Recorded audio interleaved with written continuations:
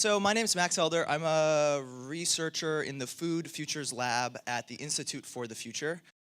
I'm also a fellow at a think tank in England called the Oxford Center for Animal Ethics, and I've spent most of my life thinking about creating more healthy, humane, sustainable food futures.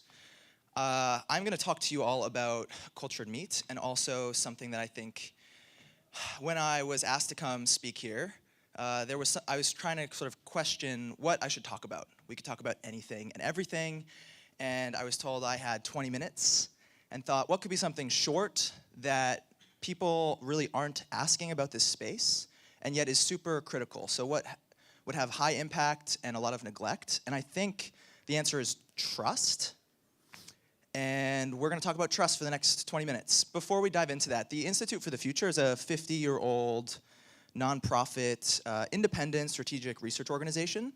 We are based down in Palo Alto, California, and our mission is really to help individuals, organizations, governments, philanthropic foundations, universities think more systematically about the future. And we do that through all different kinds of ways, but primarily we're a research-first organization. And one thing that we do every year is we define an urgent future around which all of our research should focus. This is research that's being done not only on the future of food, but also on the future of governance, the future of technology, the future of blockchain and digital intelligence, the future of health and well-being. And urgent futures are futures that we ignore to our own peril. And we thought in 2018, the urgent future that the entire institute should focus our research on is trust. So over the past year, we have all been designing research projects and executing research projects on the future of trust. The Food Lab did a big project on supply chain transparency and traceability using seafood as a case study. But we also, as an entire institute, stepped back and looked at our current information ecosystem. We asked why that information ecosystem is broken, what happened, how we got here, and what are some building blocks or ways that we could rebuild or remodel trust, and what are some strategies that we could enact to create more trust in the future. Sounds a little abstract. We are going to talk about how this could be applied to cultured meat. I'm not going to spend much time explaining why I think that trust is an urgent future. You don't have to look far to see that across all institutions, governments, business, media, NGOs, we are distrustful. Edelman, the global communications and marketing firm, every year since 2000, for the past 18 years, does a global trust barometer, a world trust index, and interestingly enough, right now in 2018, the global trust barometer says that we are sort of globally in the distruster level. And this is across the social sector, the government sector, private sector. So we at the Institute created a framework for thinking about how to remodel trust in the future, because this is such an urgent problem that reaches across all different types of domains.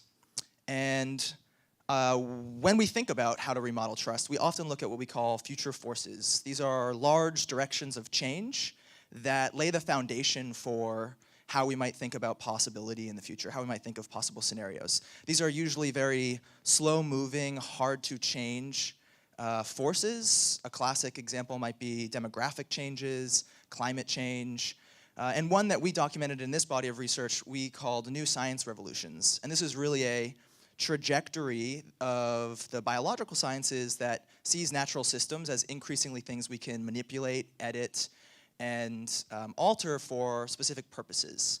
And this, of course, is no news to any of you here, because a lot of the advances that are underway in cultured meat are really foundational advances in synthetic biology. And these new science revolutions create all these opportunities to solve problems in the world, but they also create a lot of new challenges for how we think about trusting the products that we're making, the food products that we're eating, and the space in general. So I always say that in order to be good futurists, we need to be good historians, and I want to quickly just contextualize all of this in past agricultural revolutions. So when we think back to the first agricultural revolution that occurred in the Neolithic period, we went from being more nomadic species to settling down and starting to grow food on farms. The second agricultural revolution took place in parallel with the Industrial Revolution. We started designing machines and new types of technology to make farm labor easier and increase yields. The third agricultural revolution, or the so-called Green Revolution, started implementing pesticides, gene editing, all of these really new breakthrough science and technologies to the food system. We saw arguably 1 billion people's lives were saved, Nobel Prizes were awarded. Now we're beginning to sort of more fully appreciate the unintended consequences of some of these revolutions that we perhaps overlooked. And I would argue that we are in the sort of fourth agricultural revolution. This is the revolution around cellular agriculture, where we see food products as being designed from the cell level up as opposed to the animal level down. This is a fundamentally new form of food production. So far, we've been talking today about making chicken nuggets and burgers. I think this is very short-sighted. This is an entirely new way of growing and producing food at scale that forces us to reimagine almost everything in the food system. So when you think about what might happen during this revolution or after this revolution, the question always becomes, and I've heard a lot today, around the need to feed something like 9.7 billion people by 2050. And if we're going to do that, we wanted to understand what are some of the key challenges that this new revolution might take or might face in order to do so. And we talked to a friend, Isha Datar, who's the executive director of New Harvest, about looking back at history to understand what some of those challenges have been and maybe try to learn from them. It's this crazy thing. And it turns out what she really was passionate about talking about with us was GMOs and how we totally screwed up on genetically modifying organisms back in the 90s. And she said it was really not a term that was used just until it was to refer to something that people felt lied to about or didn't know what was going on. We just didn't walk people through what we were doing, and by the time we did, it was too late. So she said, we have this awesome, advantageous position right now because everyone in this room can learn from that mistake and can start driving engagement with eaters, with consumers, with companies, with governments about cultured meat before it's too late, before individuals have to make choices about these products at the grocery store. So I thought we could take a little fun journey to a grocery store in the future to try to plan ahead, to think through some of the sort of choice architecture that's designed into these systems. One of the ways that the Institute for the Future thinks about possibility is by creating what we call artifacts from the future. These are sort of visual provocations of possibility that broaden our understanding of what could be in order to inform more strategic decision-making in the present about what we want to build. And so we could imagine in 10 years, a mother in a grocery store has to buy food for her family and is confronted, goes to the meat counter and is confronted with a couple of options. She has her more traditional options like a sort of pork chop or spare ribs, but she sees a new product. It is something called clean meat, and she's kind of heard a little bit about it. She knows that it's grown outside of an animal. She's maybe heard that it's supposed to be better for the environment. She's heard that it's supposed to be clean, doesn't really know what that means, and has to make a decision. What does she buy? We usually think about, and most of what I've heard today talks about this sort of decision procedure involving price, taste, and convenience. And I think that there's a more fundamental question that is implicit or a foundation that needs to be answered before we can even think about price, taste, and convenience. And that is that mother, that person asks, can I really trust this product? Can I trust that it's safe for my kids? Can I trust that it'll be healthy for me? Can I trust that it was good for the environment? And so what I want to offer you all quickly today is 4 strategies for how we might remodel trust in the food system, and urge you all to think about these strategies as approaches that we need to start thinking about in the present so that when that person in the future is confronted with those choices, that we answer these, or that these sort of strategies are design principles that have already been taken care of so that we don't run into the same problems that we've run into in the past when we didn't walk people through, for example, GMOs. So the first strategy that was a product of our research on the future of trust is what we've called outsourced authority.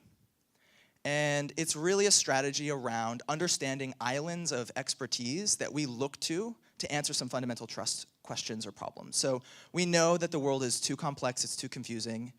I cannot read another study about nutrition and feel totally lost. A week or two ago, I read that organic food has a 30% sort of efficiency in reducing my risk of cancer.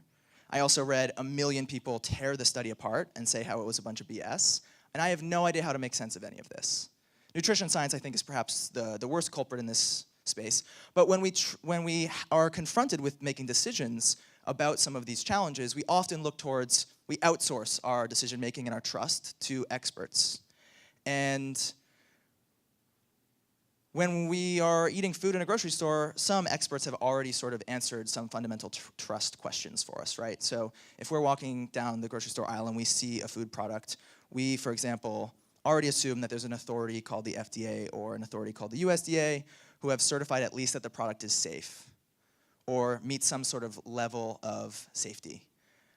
So we should be designing around ensuring that we communicate to individual eaters that there are other authorities in the world who they trust, that they can outsource that decision to. There are other values, though, that we anticipate being sort of embodied in the next 10 years. One that's really interesting is this big push towards more labeling around the climate intensity of food products. And so maybe we could see a little label from the Intergovernmental Panel on Climate Change that certifies that this product is climate neutral. We look towards these labels and we look towards the bodies behind them as islands of expertise that we outsource our authority to. Another strategy for remodeling trust in the future is a strategy that we call continuous verification. So we're living through a truly Cambrian explosion of data.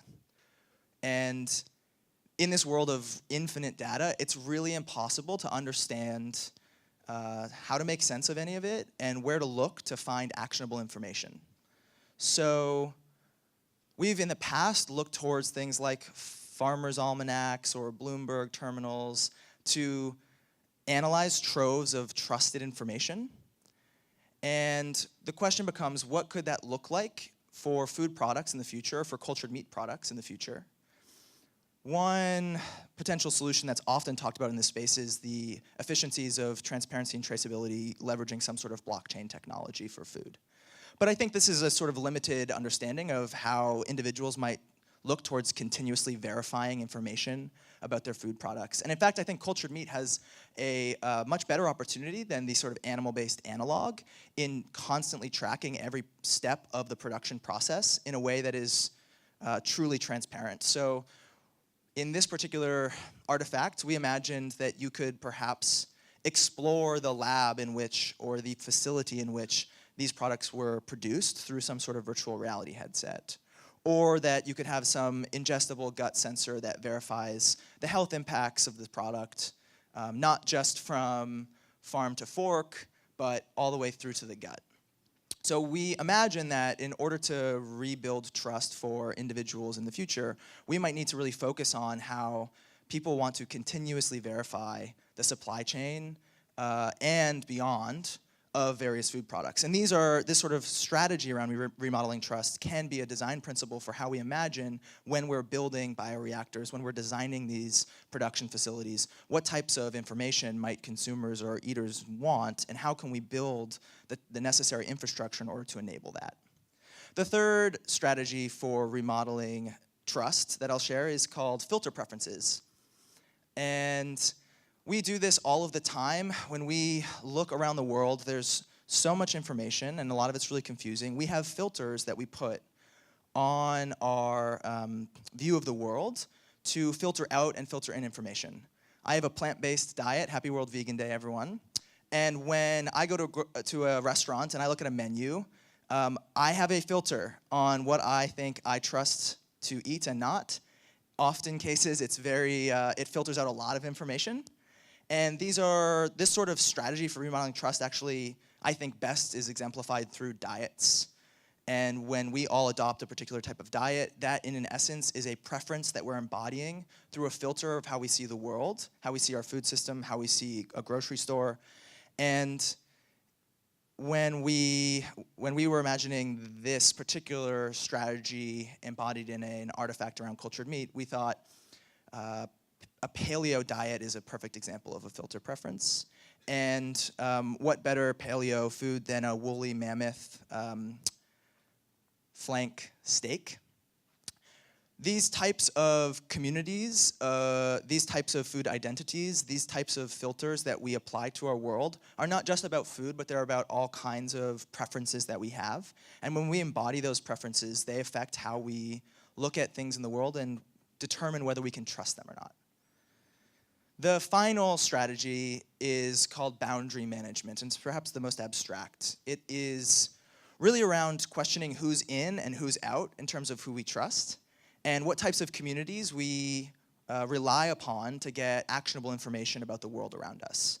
So this is both physical and digital, and it poses a lot of challenges and opportunities.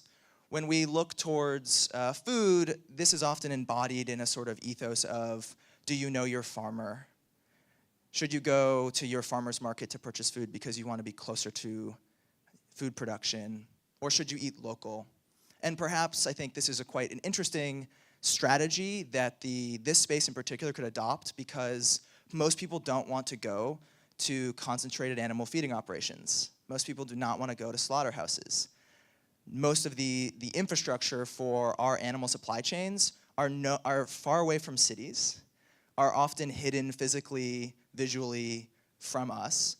And this is an opportunity to build trust by inviting people in to your community. In this case, Churchill's Carnery in Cleveland could invite locals to support their local bioreactor, or welcome people in to build communities that then they understand are perhaps more trustworthy than their alternatives.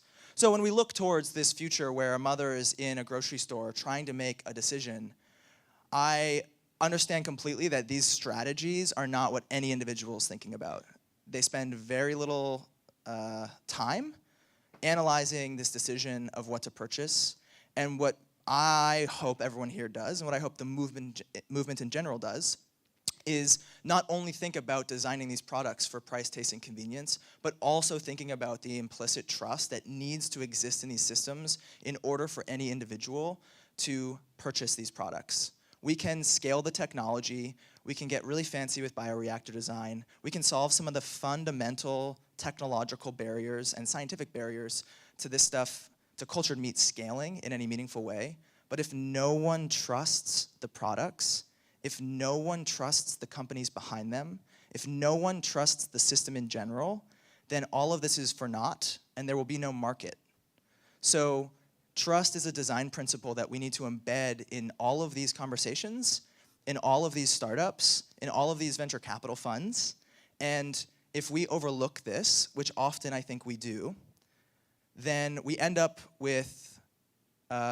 failing. So with that, that is my sort of clarion call for thinking more systematically about trust. We historically have not been very good at doing this. This is why our social media platforms accelerate fake news. This is arguably why our president is the president. Our information ecosystems are broken right now, and we need to think very systematically about how we can rebuild them, not only for democracy, but also for the future of food. Thank you.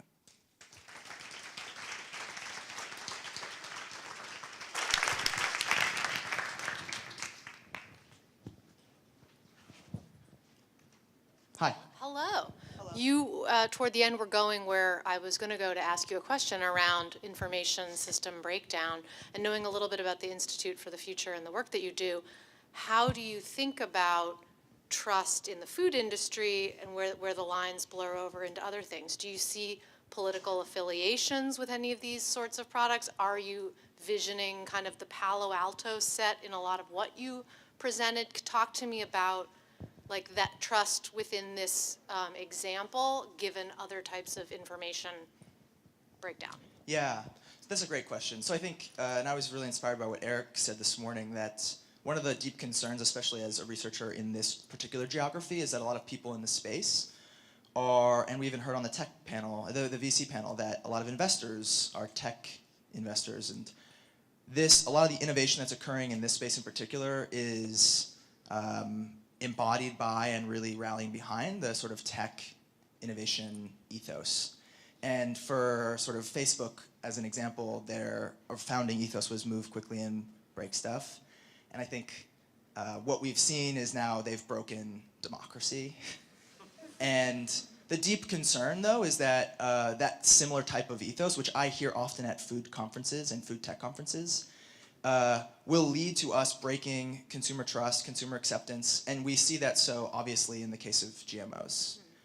So right now we're busy trying to argue that like there's possibility for cultured meat not to be GMO'd. We're fighting against that already, and so I think one thing that we have seen definitely is that we assume that meat is the same as software in a very implicit way that fundamentally is going to screw us over in the long run. So if we can actually go back and step back towards understanding what that food is an entirely different domain and monster than software, and that it requires a lot of other concerns, quite frankly, concerns that maybe the tech industry should have been focused on a long time ago, but haven't, and maybe didn't need to. So I think there is something interesting about the politics of space in innovation in this state and in this particular Bay Area that I think we really need to sort of address at a profound level that I don't think anyone's really addressed yet. Thank you. Thank you. Hi, I just have an add-on to that. I'm Denise. Hi, Denise. I'm a registered dietitian and a natural food marketer. So I was involved in the GMO labeling and everything a decade ago. And so one of the things I'm curious about, adding on what you've been saying, thank you so much for creating that framework, because we didn't have that framework, and now we're trying to back into it. And I think the big issue is we look at big food companies who are like, okay, well, if you put GMO labeling, what does that say about us? So are you doing any work in that idea? Because you can just imagine all of the other food companies that the big, meat companies, traditional factory farm companies and things like that, who have a vested interest in not having the new, the meat, culture meat that we're talking about today. They don't want to go out of business, or they don't want to have a competitor kind of thing. They're going to have a lot of, want to say in terms of, lobbying and everything against that. Are you guys thinking about that at all in terms of, maybe some best practices you're suggesting? Yeah, that's a good question. I'm not sure. So if what I hear is right, and tell me if I'm hearing you correctly, it sounds like you're wondering about how specific foods are labeled. Yeah, I'm just taking that suggestion, the idea that you said about GMOs, right? It was a great, let's say, paradigm of how not to do it this time. I think the thing I'm trying to say is that, we see there's a lot of, one reason why GMOs are not labeled, for example, is because there's a lot of vested interest and money from the outside organizations that don't want it labeled, right? So it's the same idea here. Yeah. Are you doing any work in terms of the research and best practices to say, okay, guys, you're going to go to market with this incredible clean meat. However, there's going to be lots of people in the marketplace that don't want it labeled, or are going to try to bring a lot of advocacy dollars against it. That's what I'm asking. Yeah, about. And so I think this is a really critical question about how to go to market, and maybe these are questions that are premature. But I do wonder if I liked Eric's comment this morning actually about how even if there isn't a regulatory or legal mandate that certain labels have to be included on some of these products, that ultimately this is a differentiator in how these products are produced. And I think that what will end up, one possible future is that we ultimately have a lot of these products that are differentiated by specific terms that might not even have any regulatory teeth or any meaning, but we love calling something natural, we love calling products all of these terms to differentiate themselves, and there seems to be one large competitive advantage to cultured meat compared to its animal-based analog. And those types of competitive advantages, if ultimately the product looks the same, tastes the same, smells the same, is priced the same, if we truly create a product that has parity with animal-based versions, then in order to get consumers to choose to consume that product as opposed to the animal-based counterpart. We need to differentiate, or else it's just all meat. And so the sort of implicit assumption I think that lots of people operate under is that somehow, because we'll reach parity, animal-based products will no longer be on the market. And I'm not so sure that that's obvious. And so if there's animal-based products on the market and cultured meat on the market, and there's no way for any individual to differentiate, then I'm lost at understanding what competition looks like in that space. So I think that there'll be a plethora of ways in which companies end up trying to differentiate themselves. And they might actually rely on some of these strategies for remodeling trust around, you can verify all of this and you can't verify the alternative. Or you can come into our facility down the street and see what we're doing. You can't do that with the other product. So maybe some of those types of strategies might be engendered into some sort of differentiator.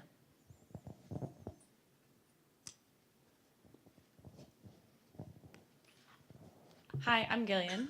And so the US has a big problem with the lack of science education. Do you think that a big problem that this industry is going to face is just the fact that most of the general public lacks a basic science education, and are you doing anything with that?